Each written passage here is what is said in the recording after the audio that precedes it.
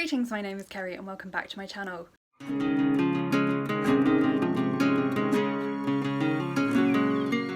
Today I have a book review for you, which is very exciting. I mentioned in my goals video that I recently joined NetGalley, and so I've been planning to bring you lots more reviews, and this is the first one. So this was the first book that I received on NetGalley as an ebook, an advanced reader copy, in exchange for an honest review. Yeah, so I'm excited to bring you this review today. So this book is called Under a Gilded Moon. The author is Joy Jordan Lake. It was released on the 1st of December last year, so fairly recently. It's been a little while since I filmed a review, so just trying to remember how I do them. Okay, I've got my notebook here with some notes because it's been a little while since I finished it, so this hopefully will help me get through my thoughts on the book. So first of all, let's give you a synopsis. The book is set in 1895, and the main character is called Carrie McGregor, and she is, at the start of the book, she's summoned home to the Appalachian Mountains where her father is dying, and their family farm is failing. On the train, she meets a gaggle of rich people who are heading to see the new Vanderbilt mansion, which is being built near where her family lives. She also meets a pair of Italian brothers with some sort of mysterious past, and a Jewish journalist who is on the trail of a 5-year-old mystery. Shortly after the train arrives back in her hometown, the journalist is brutally murdered, perhaps for getting too close to the truth of the story who is hunting down.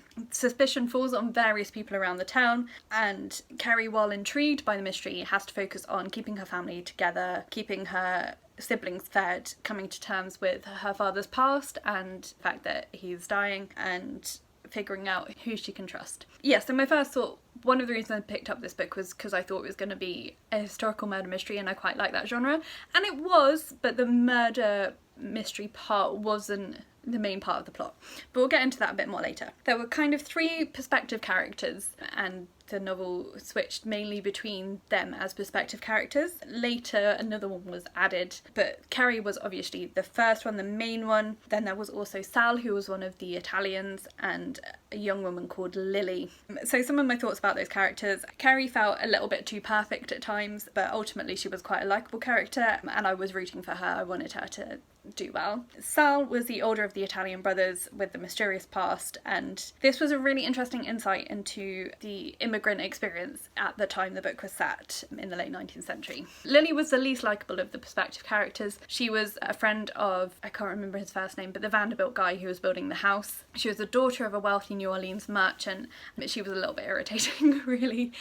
Oh, George Vanderbilt, I've got it written down. So George Vanderbilt was the guy that's building the house. He was a real person, and there was another character who was also based on a real person who was called Madison Grant, and it was really interesting to see them brought to life. The Vanderbilt family were a really wealthy family at the time, and George Vanderbilt was kind of while he was rich, he didn't really enjoy like the high society stuff, so he was building this kind of retreat in the middle of nowhere so that he could enjoy the things that he enjoyed, and that was quite fun. Madison Grant was a really interesting character. Actually, he came up in another book I read recently. He was really into eugenics and was part of the social Darwinist group. So they believed that evolution related to people's ethnicity as well, and that certain races were superior and survival of the fittest meant that they would succeed and other races wouldn't. So yeah, basically he was a really nasty racist person and was really influential at the time, and wrote a pamphlet that was something that Hitler picked up on. He's largely been forgotten from history, but he was super influential in other fields as well. He was also really key in the national park movement in America, but he also had this really horrible side, and actually it is covered in the novel. It talks about this national park thing,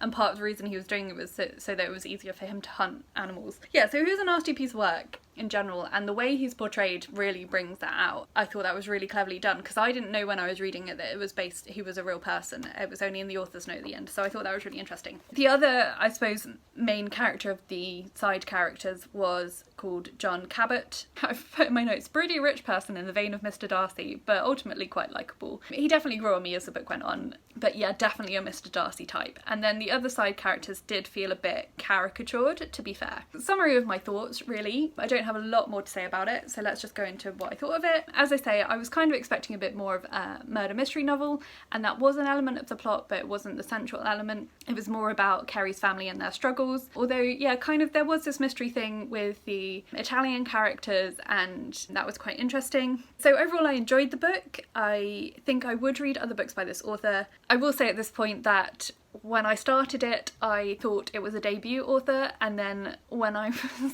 looking into the author to fill out my stats on my spreadsheet, I realised that she's actually written a number of books before. And that was really surprising because, to be honest, I felt like the writing was a little bit clunky at times, a little bit unclear, overly descriptive in a way that was confusing, and in a couple of places the choices that the characters made or stuff that happened just felt, it didn't really feel realistic. It felt like it was just happening to move the plot along. Ran out of storage, so hopefully I've got the angle about right, and I can't really remember what I was saying. Wait, yeah, so sometimes it felt like what was happening was just a plot device to keep the plot moving rather than necessarily what would feel natural. I mentioned with some of the characters being caricatured as well, actually one thing that really I didn't like in this book was that a couple of the British characters were so caricatured. The housekeeper in the mansion was supposedly British, I can't remember which city she was meant to be from, and the butler was supposedly Scottish, and the accents that they were given were so stereotypical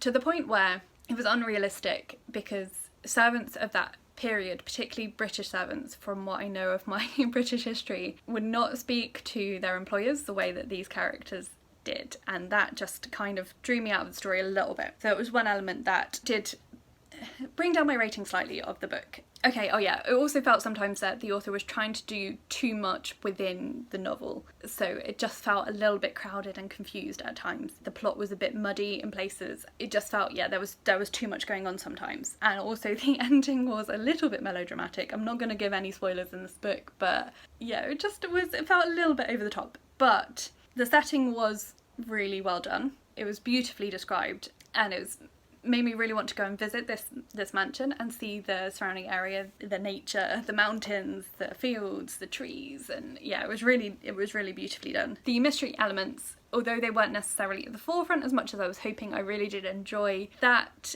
plot line and how all of that fitted together, the mysterious past of the Italians and how that fitted in with the current murder. I thought that was quite cleverly done. I did also enjoy the exploration of racism and immigration at the time and how that was encountered in the town, and some of the other minor characters that were also based on real characters. I thought that was really well brought out. There was also quite a slow burn romance plotline, which I did like the way that carried out. I forgot to mention earlier, I will go through them now, some content warnings. Murder, obviously, is a murder mystery element to the plot. There was a certain amount of racial discrimination and use of racial slurs. That was one of the themes that was covered. There were references to domestic violence. I don't think there was any on the page domestic violence, but it was part of the backstory for some of the characters. There was an attempted sexual assault. There was also alcoholism, gun use, and references to suicide.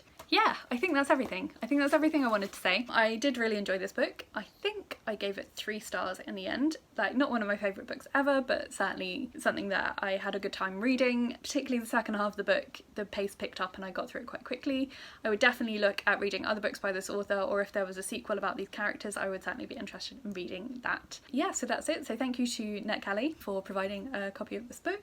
Yeah, let me know if you read it, what you thought of it, or if you're interested in reading it based on my review. That would be really cool. Leave me a moon emoji, because the title is under a gilded moon if you've made it this far. You can also like this video if you liked it and subscribe if you haven't already, and also find me on my social media.